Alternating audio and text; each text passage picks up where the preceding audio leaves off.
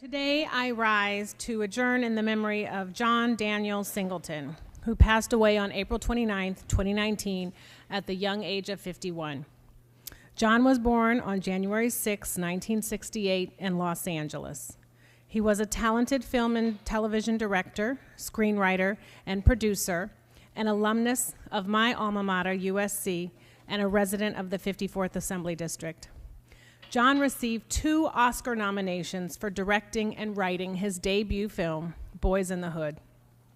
Just 24 years old, he was the youngest filmmaker and first Black director to receive the Best Director nomination. The film was a coming-of-age teenage tale that tapped into universal feelings about coming of age in the environment that shapes you.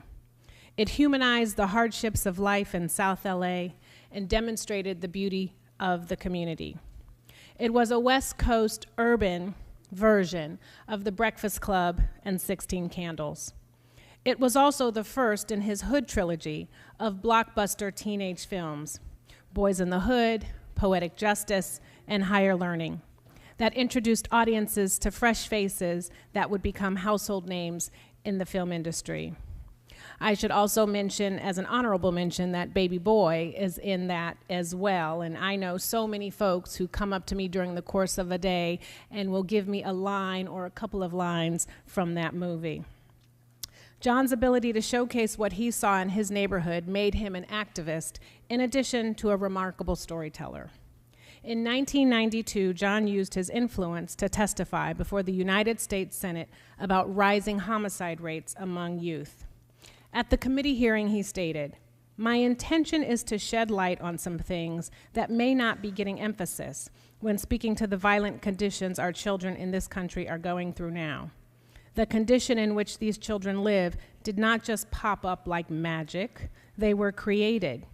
Most of the guns that children receive are acquired through illegal means and many trickle down from organized efforts.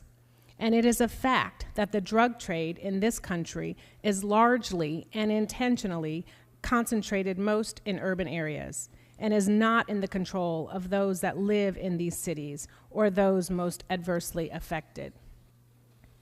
After Boyz in the Hood, John went on to direct more than 10 films and television series. His love and involvement for our community showed through his work. John's film Rosewood compelled audiences to reckon with our country's complicated history in regard to race.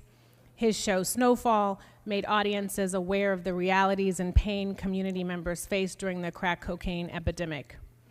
John made sure that our community benefited from his success. His films depicting South LA were filmed on South LA streets, and members of the community played the major roles. While filming Boyz in the Hood, crowds would assemble and watch and then cheer after each take. His offices were in Crenshaw, and 97% of his crews were African American. John was also a loving and supportive father, son, brother, fraternity brother, and friend, who, in addition to the power of film, believed in higher education, Black culture, and old school music. John also loved kayaking in Marina del Rey. He loved sailing his boat, Jay's Dream, and one of his favorite songs was One More Day from Les Miserables. My sympathy is with his parents, his 7 children, siblings, relatives, and friends. Upon passing, his family shared how he struggled with hypertension and asked all of us, especially those from the African American community, to check our pressure. I also want to add that I went to USC, and I started right after he graduated, and he was a legend on that campus.